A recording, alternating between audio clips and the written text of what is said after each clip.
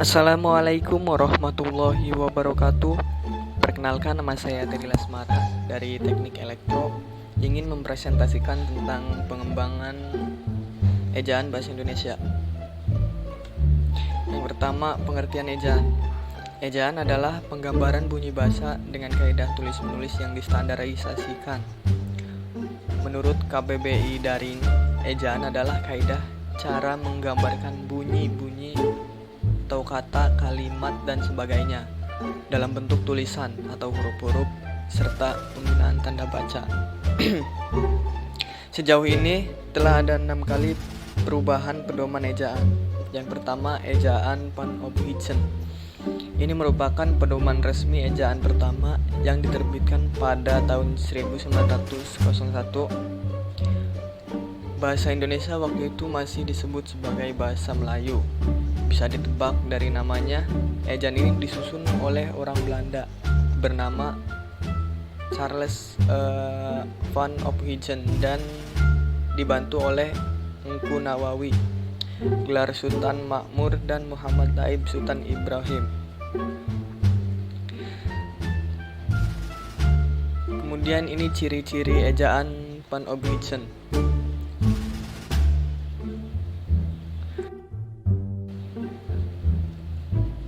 Kemudian yang kedua, ejaan Suwandi. Ejaan ini menggantikan ejaan Panofhitzen setelah diresmikan pada tanggal 19 Maret 1947 berdasarkan surat keputusan Menteri Pendidikan, Pengajaran dan Kebudayaan Republik Indonesia nomor 264 bagian A. Kenapa disebut ejaan Suwandi? Karena penyusunannya adalah Mr. Raden Suwandi yang waktu itu menjabat sebagai Menteri Pendidikan, Pengajaran dan Kebudayaan. Ejaan ini dikenal juga sebagai ejaan Republik. Kemudian pembaharuan dari ejaan Suwandi terletak dalam penggunaan diftong atau gabungan dua huruf vokal oe yang diganti menjadi huruf u dan dihapuskannya tanda apostrof.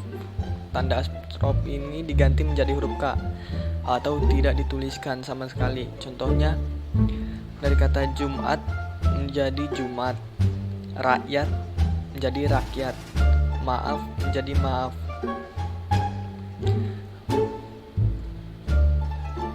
Ini adalah gambar iklan zaman dulu yang menggunakan ejaan Suwandi.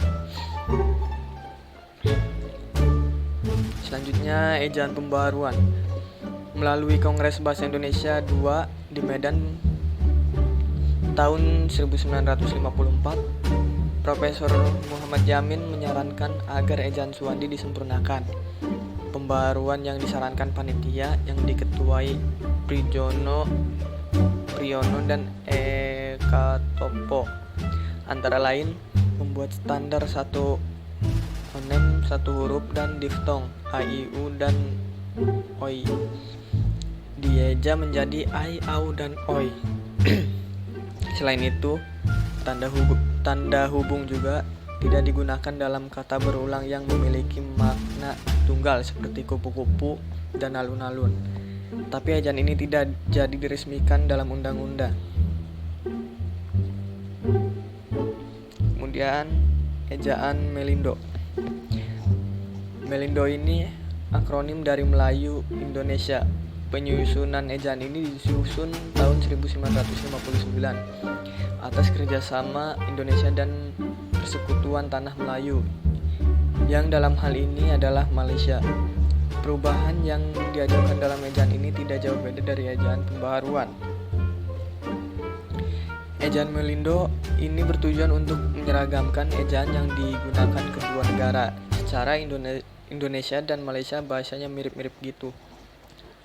Tapi sayang ejaan ini gagal diresmikan akibat ketegangan politik antara Indonesia dan Malaysia pada waktu itu.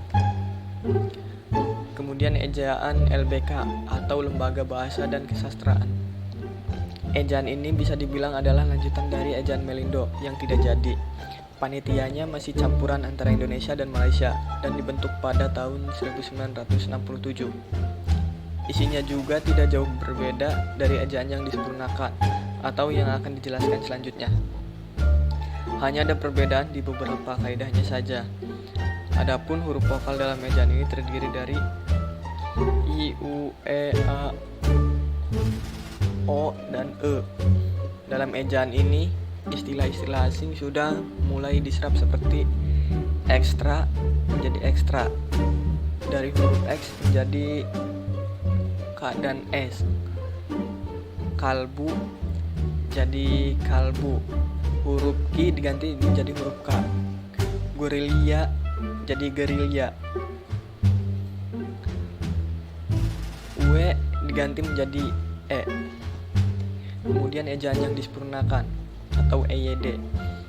Ejaan ini berlaku sejak tahun 1972 sampai 2015. Di antara deretan mantan ejaan di atas atau slide sebelumnya, EYD ini yang paling lama digunakan karena ejaan ini mengatur secara lengkap tentang kaidah penulisan bahasa Indonesia, antara lain tentang unsur bahasa serapan, tanda baca, pemakaian kata, pelafalan huruf E, penggunaan huruf kapital, dan penggunaan cetak miring.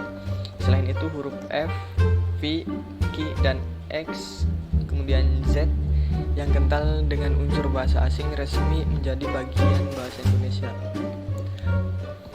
Ini merupakan tabel perubahan ejaan bahasa Indonesia dari ejaan Panofvidson atau ejaan lama, kemudian ke ejaan Suwandi, dan ke ejaan yang disempurnakan. Ini merupakan beberapa perubahannya. Kemudian ejaan bahasa Indonesia atau kemudian ejaan bahasa Indonesia atau EBI berdasarkan Peraturan Menteri Pendidikan dan Kebudayaan Republik Indonesia Nomor 50 Tahun 2015 tentang Pedoman Umum Ejaan Bahasa Indonesia. EBI pun resmi berlaku sebagai ejaan baru bahasa Indonesia. Katanya, latar belakang diresmikan ejaan baru ini adalah karena perkembangan pengetahuan, teknologi, dan seni sehingga pemakaian bahasa Indonesia semakin luas. Ejaan ini menyempurnakan EYD atau ejaan yang disempurnakan, terutama dalam hal penambahan diftong, penggunaan huruf kapital, dan cetak tebal. Sekian presentasi dari saya, kurang lebihnya mohon maaf. Wassalamualaikum warahmatullahi wabarakatuh.